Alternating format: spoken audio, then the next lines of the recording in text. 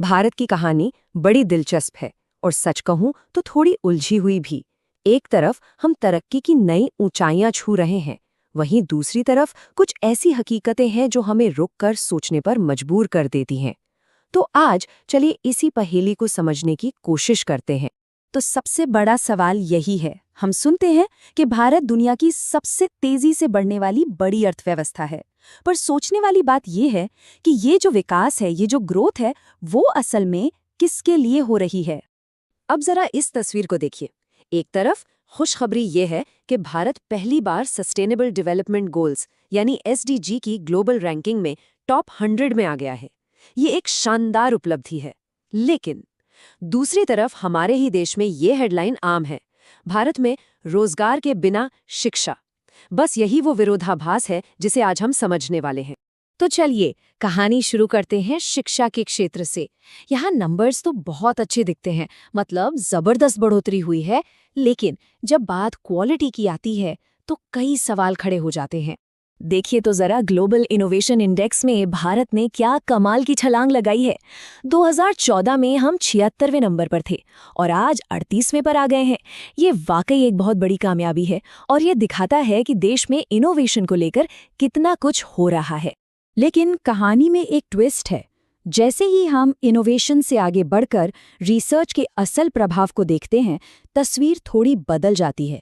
G20 देशों में research impact के मामले में, जिसे CNCI से मापा जाता है, हम 2024 में भी 16वें नंबर पर हैं, जो कि G20 के औसत से काफ़ी नीचे है।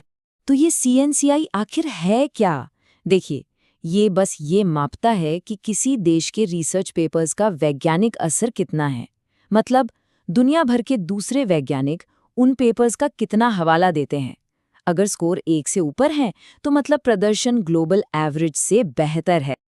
और इन सब आंकड़ों का जमीनी असर वो यहाँ दिखता है।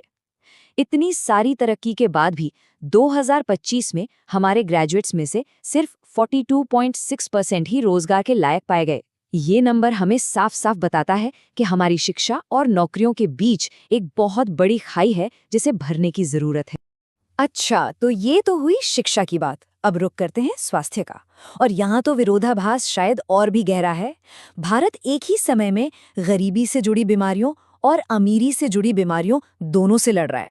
पहले तस्वीर का एक पहलू देखिए। नेशनल फैमिली हेल्थ सर्वे 5 के मुताबिक भारत में 5 साल से कम उम्र के 35.5% बच्चे बौनेपन के शिकार हैं। ये दिखाता है कि हमारे देश में कुपोषण की समस्या कितनी गहरी और गंभीर है। और अब देखिए तस्वीर का दूसरा, बिल्कुल उल्टा पहलू। वही सर्वे बताता है कि 24% महिलाएं या तो ओवरवेट हैं या मोटापे का शिकार हैं। सोचिए, एक ही देश में कुपोषण और मोटापा, ये डबल बर्डन हमारी हेल्थ केयर सिस्टम के लिए कितनी बड़ी चुनौती है। ये विरोधाभास यहाँ और भी ज्यादा साफ हो जाता है। एक तरफ हमारे रिसर्चर्स मोडी जैसे दुर्लभ डायबिटीज के लिए एडवांस जेनेटिक स्क्रीनिंग की बात कर रहे हैं, और दूसरी तरफ खसरा जैसी बीमारियां जिन्हें टीकों से बहुत आसानी से रोका जा सकता है, वो फिर से पैर पसार रही हैं। हाँ, और ये मोदी जिसके बारे में अभी बात हुई, ये डायबिटीज का एक बहुत ही रेयर, मतलब आनुवंशिक रूप है जो अक्सर युवाओं में पाया जाता है। इसके लिए काफ़ी खास तरह के मेडिकल एक्सपर्टाइज की ज़रूरत होती है। ठीक है, तो शिक्षा और स्वास्थ्य के बाद अब बात करते हैं नीतियों की, यानी पॉलिसी मेकिंग की। यहाँ हम देखेंगे कि कैसे हमारी बड़ी बड़ी आगे की सोच रखने वाली नीतियाँ ज़मीनी हकीकत से टकराती हैं।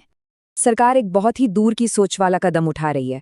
हमारे बुजुर्गों के लिए, यानी सीनियर सिटीजन्स के लिए एक नई नेशनल पॉलिसी पर काम चल रहा है। ये पॉलिसी भारत की बदलती आबादी की ज़रूरतों को ध्यान में रखकर बनाई जा रही है। और ये पॉलिसी इतनी ज़रूरी क्यों है? वजह है ये आंकड़ा 20%। अनुमान है कि 2047 तक भारत की आबादी का 20% हिस्सा सीनियर सिटीजन्स का होगा, मतलब हर 5 में से 1 इंसान।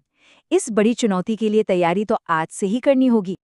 लेकिन भविष्य की इन योजनाओं के बीच आज की जमीनी हकीकत कुछ और ही कहानी कहती है।